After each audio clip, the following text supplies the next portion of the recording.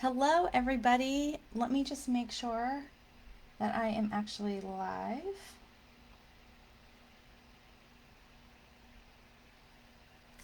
Hey, guys. So I think I'm officially rolling. So if you can see me and hear me, drop me a hi. So I wanted to come on and talk about um, just staying calm and regulated as parents. I talk a lot about how we can only control ourselves and that our own regulation is so important. It's like the foundation to all the things, and it should be the number one priority that we have before we handle situations with our kids. But the next obvious question that always comes, and probably the one I get asked the most, is how do I stay regulated? And of course, we've always heard like count to 10, take a couple deep breaths. But that has not always worked for me. So if that has not worked for you, go ahead and tell me too. Or just for fun, drop a really great GIF for how you're feeling when your kids are misbehaving or just not leaving you alone. We have a special little guest at our house right now who used to live here and is back visiting. And the little boys have interrupted me, I don't know, at least 47 times this morning already, right? So I that might even happen while I'm here sharing these tips with you. And so I just wanted to give you some alternatives to deep breathing because I feel like it's feeling over recommended and under effective in my life, and so maybe in yours as well. So, in honor of the Meditation for Modern Kids Summit, which is happening this week, and I'm really excited to be speaking at, I have these 5 powerful body hacks that you can use to stay calm, to pattern interrupt that rising feeling of rage that comes when your kids are just driving you insane. So, before we jump into the actual hacks, let me just tell you a little bit about the brain. So this is your brain, right? And you may have seen Dan Siegel talk about this. He's kind of the hand brain model expert. You probably have heard me talk about it. But we have a part of our brain that thinks for us, right? The upstairs part, and it wraps around the downstairs part of our brain or our emotional brain. This is like our reactive brain, our fight, flight, or freeze brain, and our automatic brain, our autonomic nervous system part that does all the things in our body that we do without thinking, right? So it's helping us breathe without thinking. It's helping us digest without thinking. It's helping us blink without thinking, right? So we have a lot of processes in our body that are happening subconsciously. And we also have something called neuroception, which is when our body gives our nervous system cues, then it decides whether we're feeling safe or not safe.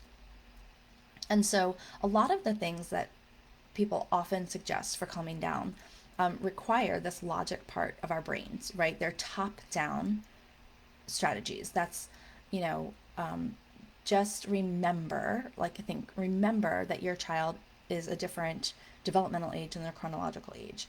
Or, think about this thing. That's all top, top brain things. Like, but if our lid is flipped and we are already feeling out of control, then that's not going to be super helpful. So we can body hack our nervous system to send cues of felt safety to our nervous system so that our thinking brain comes back online. Okay, so here are the 5 quick body hacks. The first one is change your posture. So, our posture and how our spine is aligned gives our nervous system cues. This works both ways, right? So, if we were being chased by a bear, our nervous system for our survival would automatically help us crouch over. It would shorten our calf muscles and our Achilles and help us be ready to run away.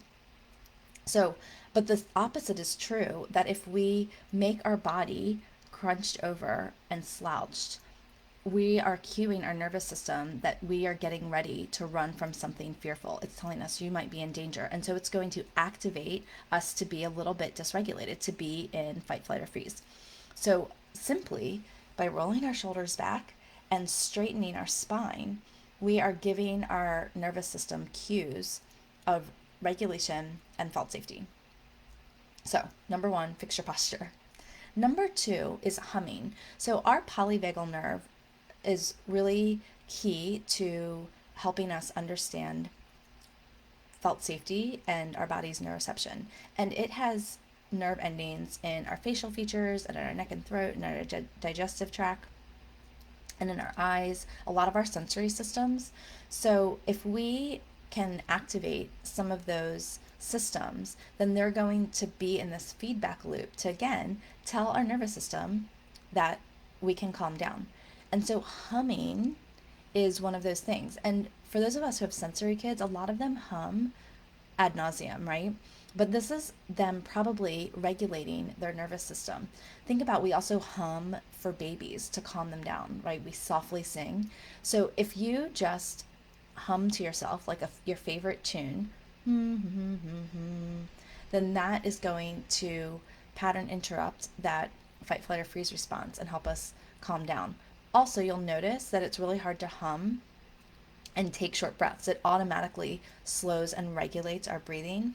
And the part of the deep breathing that is overused and maybe undereffective, it might be because you're not giving yourself a long enough exhale. It's actually the extended exhale that down regulates our nervous system. An inhale up regulates, an extended exhale down regulates. And so if we're humming, we're automatically creating a longer exhale than an inhale because we're modulating our breathing to hum. The third thing is to view nature. So this automatically is going to use our body, our sensory input, our visual sensory input to give cues of calmness to our nervous system.